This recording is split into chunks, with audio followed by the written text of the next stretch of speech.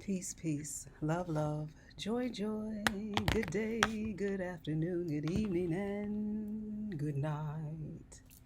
What would I like to talk about this evening? Had a long day. Had a long day. Look like I have bags under my eyes. Anyway, um, wow, it really does look like I have bags under my eyes. I did have a long day today. I want to talk about entrepreneurship. It's a beautiful thing. I feel like that's where we should be guiding the next generation because I worked for the New York City Transit Authority for 32 years. That's a long time. And if I would have really had a family during that time, I would feel as if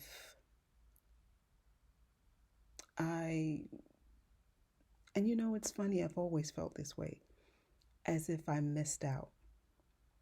And the reason why I say that is because I come to work to work. I did. I went to work to work. I didn't go to work like trying to make a whole bunch of money.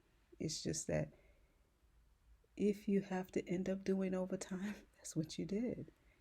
And I didn't complain about it. I did it. And if you have children, you can possibly be torn. I don't know how single parents do it that work for transit, because transit is 24 hours a day, 7 days a week. And that's a lot of time you're not spending with your children. And I always felt as if putting my child in front of a TV is not really raising my child. And if I'd had children when I was at the beginning and the middle of transit, I would feel guilty.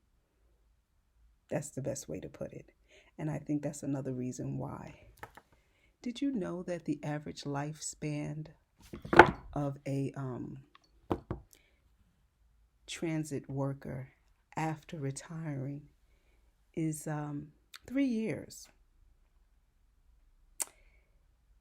There's a multitude of reasons for that. I've been very fortunate.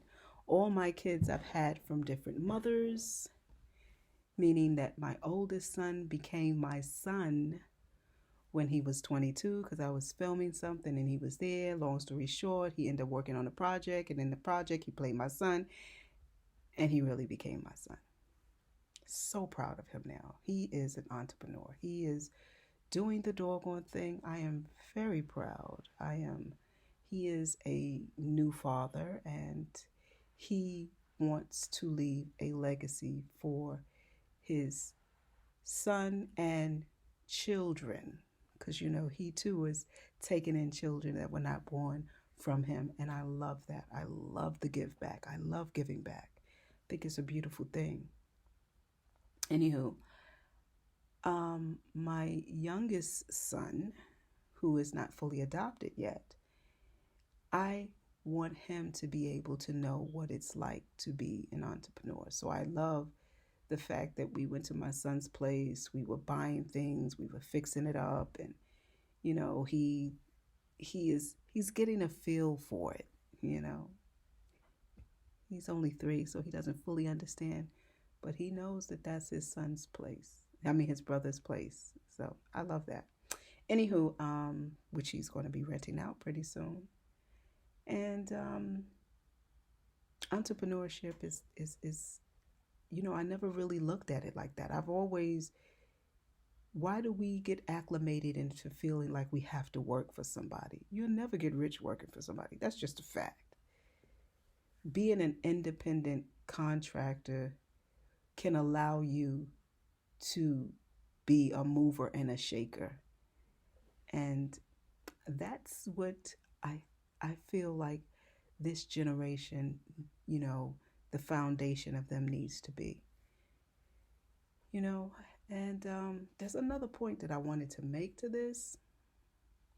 I can't really remember it right now, but I'm going to move on to another subject then. Um, Pro-life.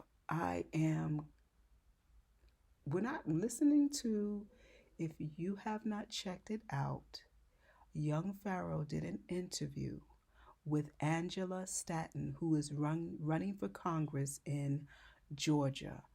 If you have not gotten an opportunity to check it out, please check it out. I am going to post it once again on Facebook. It was a wonderful interview. The woman, her story. I mean, you don't even have to check out the interview of Young Pharaoh and her. Just check out Miss Angela Stanton. She is a beautiful person, a wonderful soul. Just, excuse me, I can't say enough about her because I really understand her stance on being a pro-lifer. I really get it now. And I had an abortion when I was younger. So hearing her and young Pharaoh talk about life as far as the nervous system, the fetus, as far as the nervous system being the first system that's developed, and nerves are your feelings. I never even connected that way. And it just was a wonderful aha moment for me. And, 40, I think she said 42 or 47% of our population is being not even given an opportunity to live due to abortions. That's major. And you know what is so ironic or interesting is that I used to feel that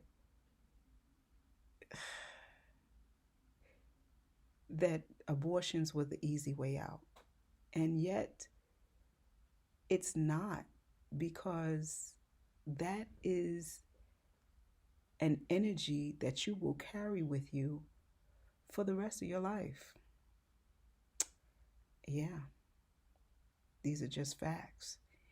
And especially when you relate to what you've actually done and don't look at it as a disconnect, but you connect with it. Yeah, it's pretty serious. So my heart and my feelings always go out to people that are young and they're in this situation where they feel they want to possibly make that decision.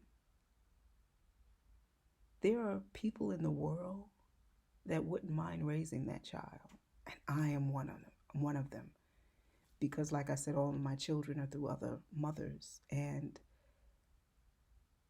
I could love you just as much as a child that I was born through me.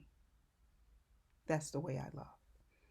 And I always want to reach out and say, I'll be willing to take care of the child. And I'm not looking for a handout to do that. I've always felt that they really truly have a right to live. And hearing them speak on that subject really added another perspective about pro-lifers for me. So I don't think making it so readily accessible for people is the answer. And just to think that they're trying to put sterilizations in these vaccinations is a whole nother level of just horrific. And I think we do need to stop killing our people, no matter what nationality you are. Anywho, it's just a perspective, just a thought. If we raise them to be entrepreneurs, we won't have to worry so much about where the next dollar is going to come from, because we'll be movers and shakers, and we're teaching them that. Just a thought, food for thought. Anyway, love, love, love, joy, joy, joy, peace, peace, peace, family.